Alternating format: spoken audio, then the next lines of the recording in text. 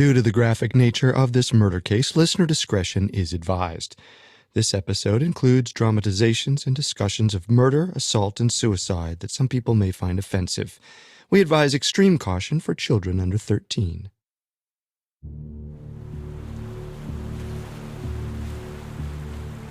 On the northeast coast of the United States, the temperate waters of the Atlantic Ocean lap against the shores of Salem, Massachusetts. Today, the city is small, but its history runs deep. Originally founded by Puritans in 1626, the town has stood in some form for nearly 400 years. Its people have seen harsh winters, mass starvation, plagues, and wars. Its most famous tragedy, the Salem witch trials of 1692 and 1693, mark the town with a ghastly pall. And yet, for all its early catastrophe, the town of Salem grew into one of the most important ports in American history. In the early 1800s, some of the wealthiest ship owners lived in Salem. They were pioneers of commerce, generating trade routes between the United States, India, Sumatra, and more, all for spice and fortune. The less scrupulous ship captains traded in darker fare, human lives. While slavery was seen as a great moral evil by many in Massachusetts and had been outlawed in the 1780s, there were several captains who leased their ships to the slave trade for easy cash. Most did so in secret to avoid public moral condemnation, yet some were unashamed, like Captain Joseph White. By 1830, Captain White was 82 years old. He'd made a fortune through sailing and trade in his youth and later owned his own shipping fleet, which only expanded his wealth. He lived in an expansive mansion in the center of town, with all of life's little luxuries and conveniences. He felt no remorse or shame, for he thought his pleasure was well worth the suffering of others. Now, as he neared the end of his life, he made plans for what would become of his wealth. He would often go to bed around 9 p.m., pondering the question of his inheritance. Yet, while he expected death would come for him soon, even he did not realize he would be the victim of a cold, vicious murder.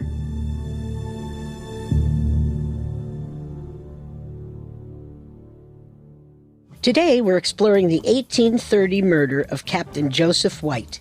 In this week's one-part episode, we'll tell his tale from beginning to end and see how his murderers were brought to justice. Around 6 in the morning on April 7th, 1830, Benjamin White woke to tend to his daily chores. While 20-something Benjamin was a distant relative of Captain Joseph White's, he was not allowed to live in the captain's home for free. Instead, he was employed as a live-in handyman, and Benjamin took his job very seriously. The sun had barely risen as Benjamin pulled on his trousers. He lit his oil lantern and wandered barefoot into the hall, the flickering light of the flame casting long shadows on the mansion's walls. Yet as he walked, the air felt cold. Spring mornings were always chilly in Salem, but this morning felt different. He walked through the halls searching for an explanation when he felt a slight draft coming from beneath the door to an empty room. As he opened the door, he was surprised to see a window hanging wide open. This was very odd. Nobody who lived in the house used this room, and nobody would have left this window open. As he approached, the situation became even stranger. The window's lock had been removed, as well as the bars intended to keep out intruders. To make matters worse, a broad plank of wood leaned against the window on the outside, like a ramp, and the ground had a single set of footprints coming and going away. Someone had broken in. Benjamin raced to the nearest person, the captain's domestic servant, Lydia Kimball, to wake her. Lydia! Lydia! Huh? The captain's been robbed. Impossible! Who would dare? You check the first floor. I'll wake the captain. You haven't woken him yet? I'm waking him now. Now move! Benjamin flew up the stairs to the captain's bedroom. He kicked open the door to see the sun's first rays cast in slants over the captain's stately bed. There, the captain laid diagonally across the mattress, with blankets and sheets pushed aside. He rested on his side as if he were sleeping. But something seemed dreadfully off. Captain, I've some terrible news. Captain! Oh Lord. Lord, no! Someone had bludgeoned and stabbed the captain, murdering him in his sleep. Benjamin was shocked and horrified by the sight, but he still checked to see if the captain's valuables were present. Just like a pirate from legend, Captain Joseph White kept a chest of gold doubloons at the foot of his bed. Benjamin held his breath as he lifted the chest's lid, to find that all the gold was still there. As Benjamin stared at the untouched treasure, it dawned on him. This break-in wasn't a robbery. It was an assassination. Benjamin returned to the first floor, his mind racked with suspicion. Lydia had woken the only other person in the house, the captain's 40-something niece, Mary Beckford, and she met him with her own worried energy. Benjamin, we checked the first floor, but nothing seems out of place. Have you woken the captain? What does he think of all this? The captain is dead. He was murdered in his bed. Dead? Uncle Joseph is dead? The burglars killed him! Those devils! Not burglars. Nothing was taken. All they wanted was the captain dead. And you know, the window could only be opened from the inside, Mary. What are you implying? You are his niece. Perhaps you'd make a tidy sum after he passed. How dare you! Think before you speak, Benjamin. A scurrilous accusation could mean the hangman's noose for any of us. You're right. We'll need to spread the word and start an investigation. The trio first brought news of the captain's death to his nephew, Stephen White. Stephen was a prominent member of Salem's high society, and he had been elected to the Massachusetts state legislature. As far as anyone knew, he had been on good terms with Captain Joseph White before his death, and therefore not a likely suspect. In the interest of investigation, Stephen summoned a physician named Samuel Johnson to conduct an autopsy. Johnson held the autopsy in front of a coroner's jury to prove to witnesses that a crime had taken place. He documented 13 stab wounds, all centered around the heart. Based on the depth of the wounds, the captain had likely been attacked with a double-edged dagger. The stab wounds also contained less blood than one would expect. This implied that the captain's circulation had likely been cut off before he was stabbed, meaning the killer likely struck the captain's head first. At a second autopsy the following day, with the assistance of another doctor, it was determined that the captain's head wound was dealt with a single strike from a heavy blunt object, most likely a club. That hit either killed the captain immediately or stunned him enough for his heart to slow. Once the autopsies were complete, all of these gruesome details were made public in the local paper. While the captain was not a beloved figure, he was a prominent businessman, and many members of Salem society had a vested interest in catching his killer. After all, if Captain Joseph White wasn't safe in his own home, neither were they. The killer could easily come for them next. The town fathers assembled a group of 27 men and dubbed it their Committee of Vigilance. The committee was dedicated to one task: solving the murder of Captain Joseph White. They were given extraordinary powers to do so, including the legal authority to search houses and interrogate individuals. The committee was primarily funded by Stephen White, and it offered a $1,000 reward for information leading to the capture of the killer, a sum of money worth more than $28,000 today. Their first order of business was to assemble a list of suspects. They sent for the captain's last will and testament to see who had the most to gain from the captain's death. The matter of his inheritance was far from clear-cut. His wife had died years before, and they never had children of their own. While he lived in a sizable home, he only shared it with his 40-something niece, Mary Beckford, his 20-something-year-old distant relation, Benjamin White, and his domestic servant, Lydia Kimball. His once favorite relative, his grandniece, 20-something Mary Beckford Jr., had grown up in his home, but the two had a falling out 3 years prior. She had married one of the captain's employees, Joseph Knapp Jr., which angered the captain. He believed Joseph Knapp was a fortune hunter, a hooligan who was only marrying his favorite niece to have a shot at the captain's wealth. The captain swore he would write her out of his will, and true to his word, his once favorite niece never saw a dime from his death. Surprisingly, Stephen White, the very man funding the Committee of Vigilance, was the prime beneficiary of Captain Joseph's will. As the captain's nephew and closest male heir, Stephen was set to receive the bulk of the captain's estate and more than $200,000. That would be worth more than $5.6 million today. Several of the captain's nieces received much smaller sums of money, including Mary Beckford, who was given $25,000, more than $700,000 today. Of course, the captain's relatives weren't the only people who would profit from his death. As one of America's most preeminent businessmen, he had a large number of business partners who would be able to claim ownership of parts of his company. If Captain Joseph White had been killed for money, any number of people could have done the deed. The committee began the work of interrogating and investigating each and every one of them. Yet, in their search, they could find no concrete evidence connecting their suspects to the murder. A week of fruitless investigations passed, and tensions were high. Townsfolk began locking their doors at night. Neighbors stopped talking to each other. Someone in the town was a murderer, and until they were unmasked, nobody was safe. If the town had carried on like this, Salem could have very well seen a repeat of its infamous witch trials.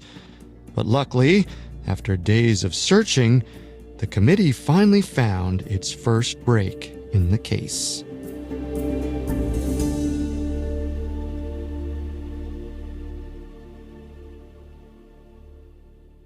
Up next, a captured criminal points the committee in the right direction. On April 7, 1830, 82-year-old Captain Joseph White was found bludgeoned and stabbed to death in his bed. A committee of 27 men was formed to catch his murderer, but after a week of investigation, they had found nothing. While they had dozens of potential suspects, they could find no evidence to implicate any of them. Yet as word of the murder spread to the surrounding towns, a petty thief named Hatch grew far too excited by the news. Jailer, what's that paper say there? $1,000 reward? Yup, for information on the murder of some shipman in Salem. Looks like it's Captain White. Tell me it's Joseph White. The name is White. Did you kill the man? No, but I know who did. Write a letter for me, Jailer. I'm gonna be rich.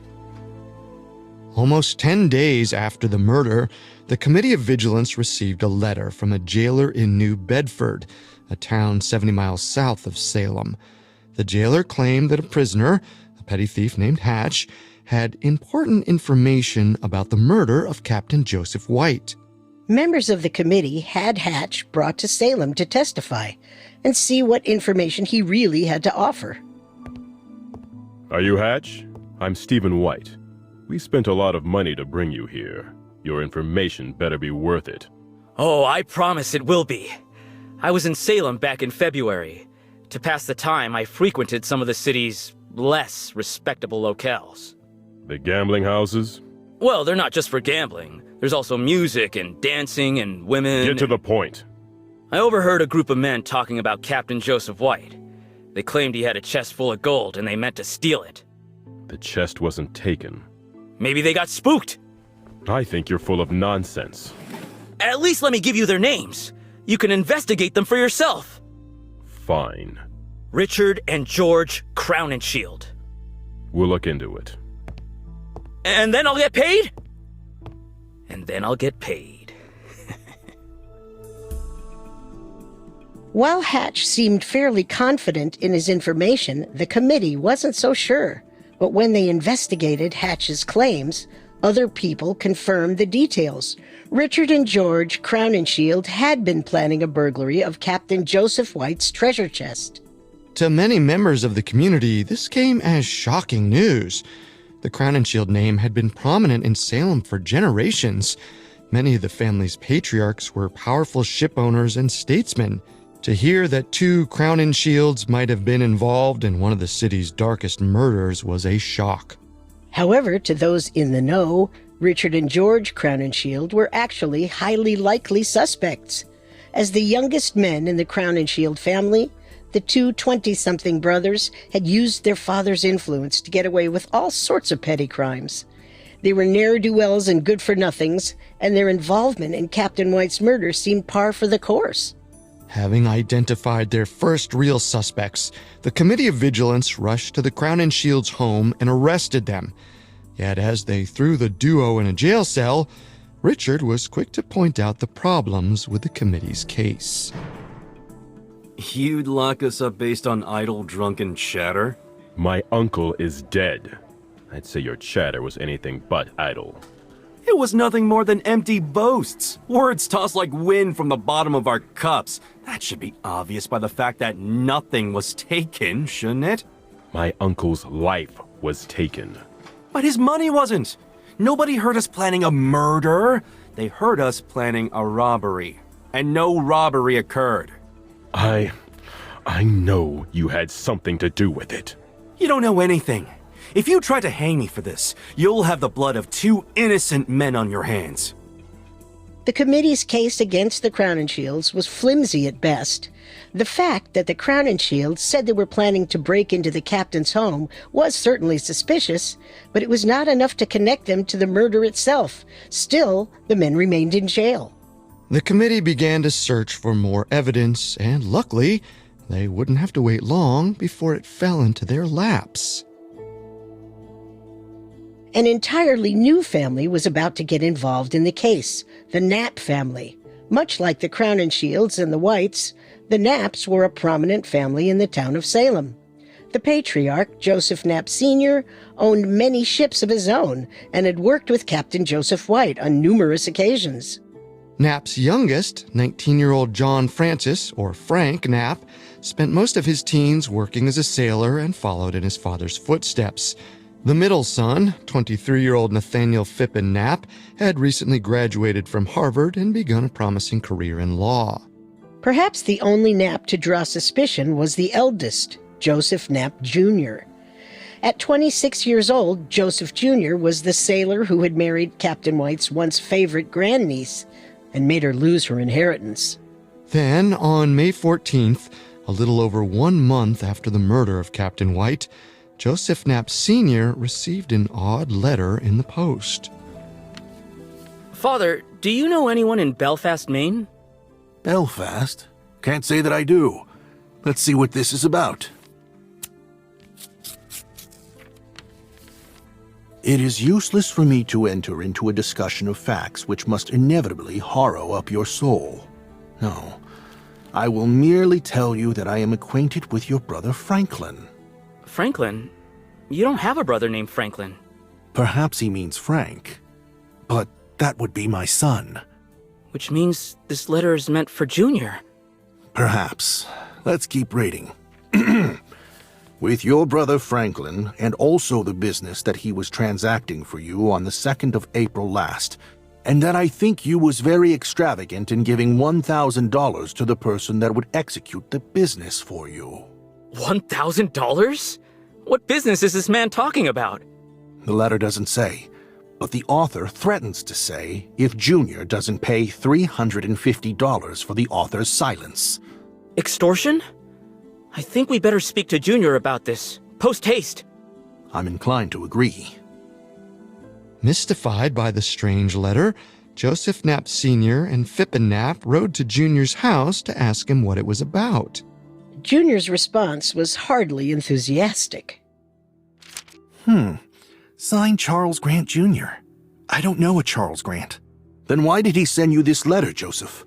I'd say it's nothing more than a devilish lot of trash. Throw it in the bin. Joseph, this has all the writings of an extortion letter. I think it deserves a little more attention than that. If you're really so concerned about it, give it to the Committee of Vigilance. They care so much about law and order. Perhaps they'll care about this trash too. Not a bad idea, son. Not a bad idea. Wait, you're actually going to take it to them? I think we should. Yes, good. I'm eager to hear what they have to say. As are we.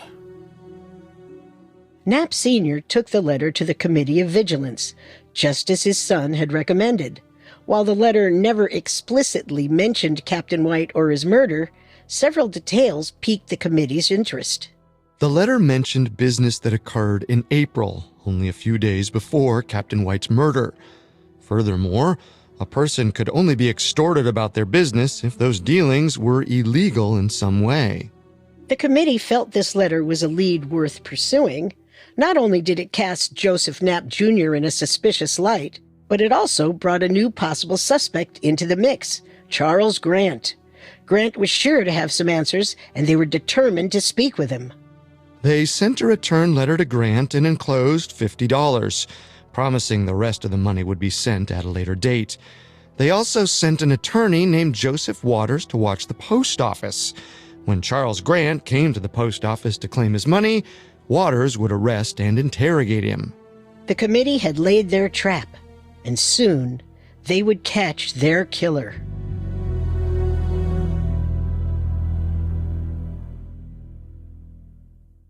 Coming up, we'll solve the murder. Now, back to the story.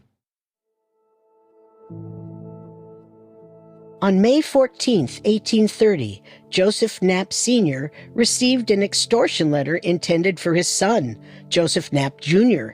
He gave the letter to the Committee of Vigilance, who in turn laid a trap for the letter's author.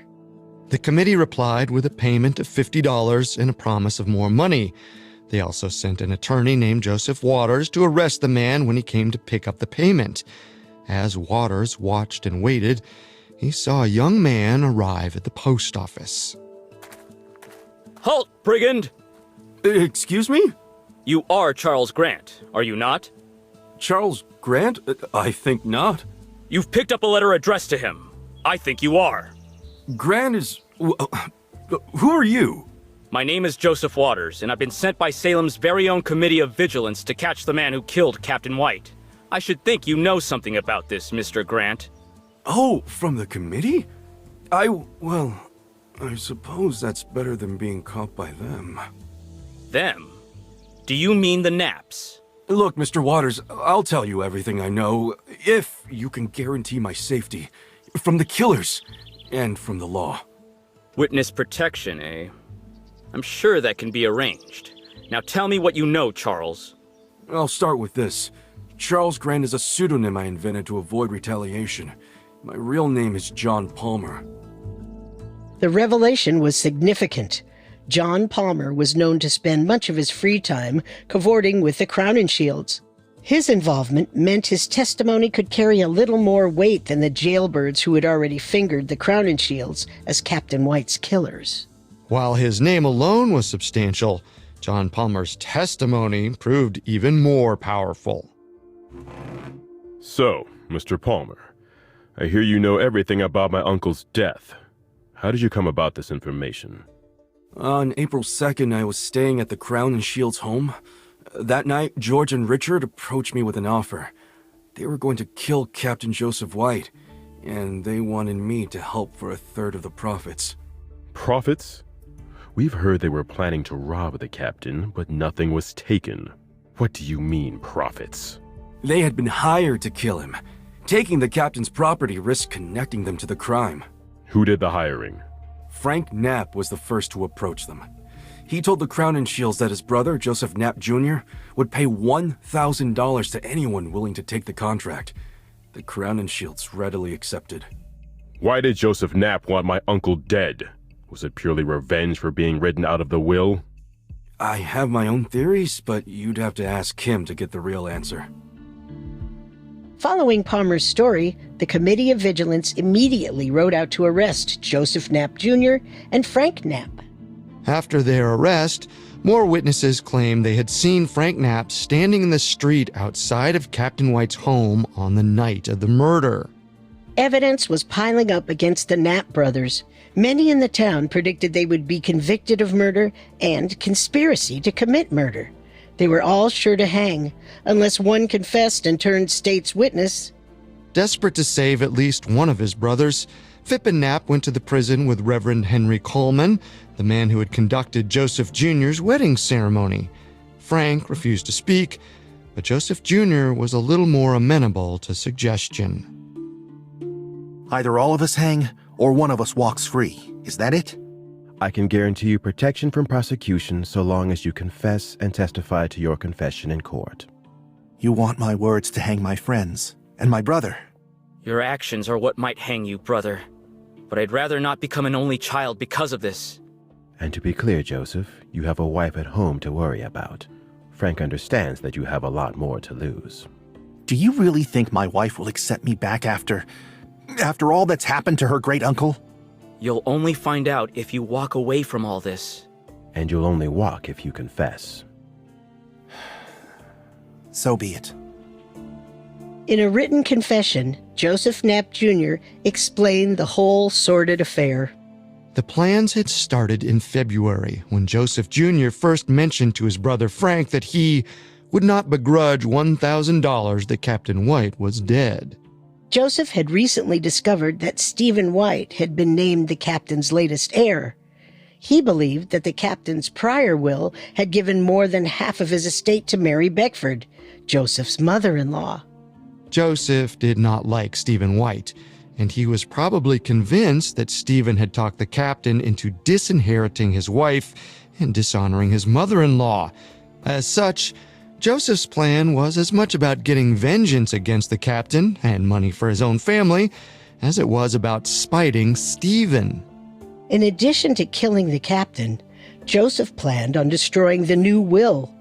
If the captain died without a legal will, Joseph believed the estate would be evenly divided between his two primary heirs, Stephen White and Mary Beckford.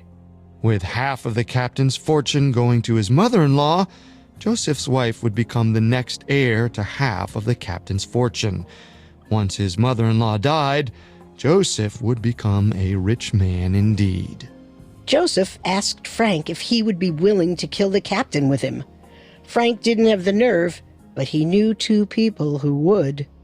Sometime during the next 2 months, Frank recruited Richard and George Crown and Shield.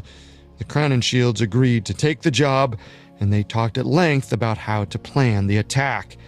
After much deliberation, they decided to strike the captain while he was asleep in his home.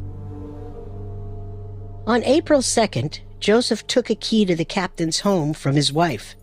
He crept into the captain's bedroom and stole what he believed to be the captain's will. In reality, it was an outdated will, and the real will was securely kept at the captain's lawyer's office. But Joseph didn't know this. That same day, Joseph, Frank, Richard, and George met once more to finalize their plans. Joseph explained the house's floor plan to the Crown and Shields, and Richard showed the Knapps the weapons he intended to use in the attack. Richard was a skilled blacksmith, and he had built himself a club just for the occasion. It was made of hardwood, 2 feet long, and loaded with lead to make its blow that much heavier. Richard had also gotten a dagger about 5 inches long and sharpened for murder. Confident that the Crown and Shields would follow through, Joseph snuck back into the captain's home. He found a room with a window that opened to the backyard. He unscrewed the security bars from the inside and unlocked the shutters.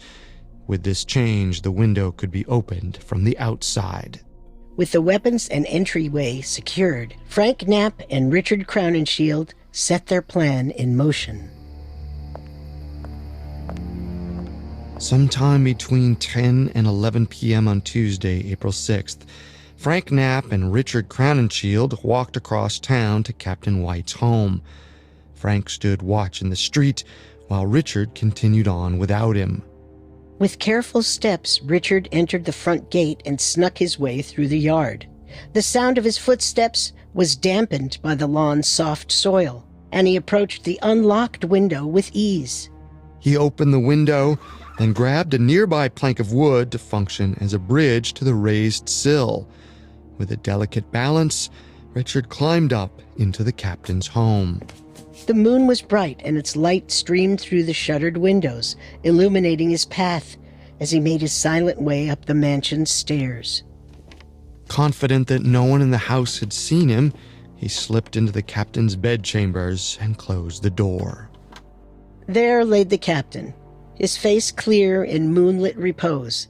The elderly man was fast asleep, unaware and unsuspecting. The assassin walked up to his side and raised his club, then slammed it down on the captain's skull. With this strike, the captain's body fell limp, but his chest still moved. To finish the job, Richard brought the dagger crashing down into the captain's heart, over and over again. His dark task complete, the assassin left the way he came in and rejoined Frank Knapp on the street. The duo calmly walked away. The following day, Richard hid the club beneath the steps of the Howard Street Meeting House, a common building in town. Joseph only paid Richard a portion of the promised payment, but it was enough to satisfy the Crown and Shields for the time. Over the next few days, Joseph could hardly contain his excitement. His mother-in-law was sure to be rich, bringing him one step closer to his goal. Yet his hopes were dashed by his own massive oversight. His wife told him about the pittance her mother received compared to Stephen White's massive inheritance. He was horrified to discover the captain's true will had been kept at his lawyer's office all along.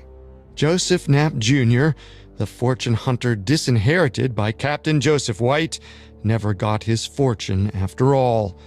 His entire murder plot had earned him nothing but a trial for murder and a shameful confession. When Richard Crowninshield heard that Joseph had confessed, he lost hope. He knew that he would be charged with first-degree murder and that his brother and his friends would be charged as accessories to the crime. All four were sure to hang. Desperate for any shred of hope, he sought advice from a lawyer who told him that there was one legal loophole that may yet help his friends.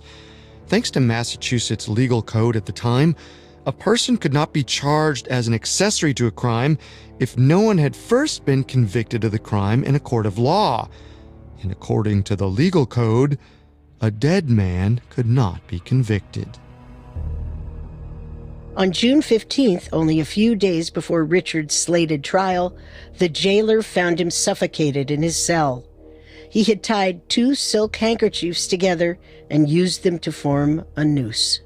He had the proper motivation. He thought that by killing himself, he was saving his brother's life and the lives of his friends. But he was wrong. Determined to see the Knapps face justice, Stephen White and the prosecution hired Daniel Webster, one of the most famous lawyers and acclaimed orators of the time, to prosecute the case. Webster made incredible arguments to prosecute Frank Knapp as a co-principal to the crime, and the trial went to court as planned.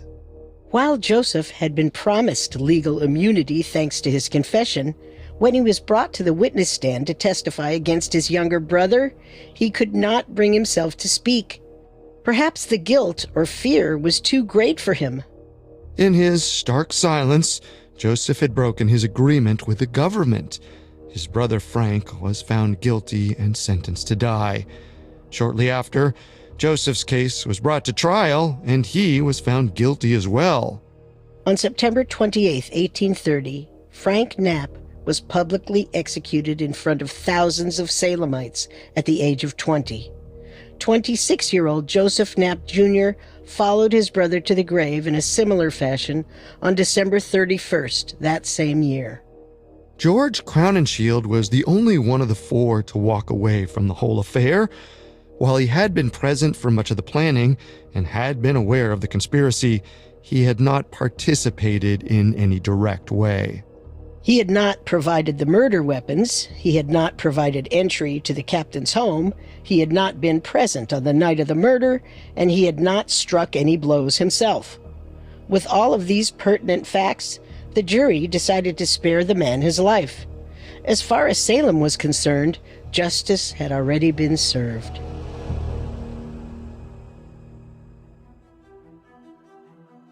The murder of Captain Joseph White would have a profound impact on the community, American law, and even American literature. The dramatic nature of his death, the whodunit aspect of the investigation, and the complicated web of conspiracy involving three of the most prominent families on the East Coast fascinated people all throughout the nation. Daniel Webster's legal arguments shaped legislation following the case. His words also captivated a large audience, including writers Edgar Allan Poe and Nathaniel Hawthorne, who both found inspiration in his speeches. Poe seemed to use portions of the tragedy in his classic short story, The Telltale Heart. Hawthorne used aspects to inspire both his novels, The Scarlet Letter and The House of the Seven Gables. The murder of Captain Joseph White had ripples of influence that are still felt to this day. While the men responsible for the crime met their ends by the hangman's noose, the story of their dark deed lives on in infamy.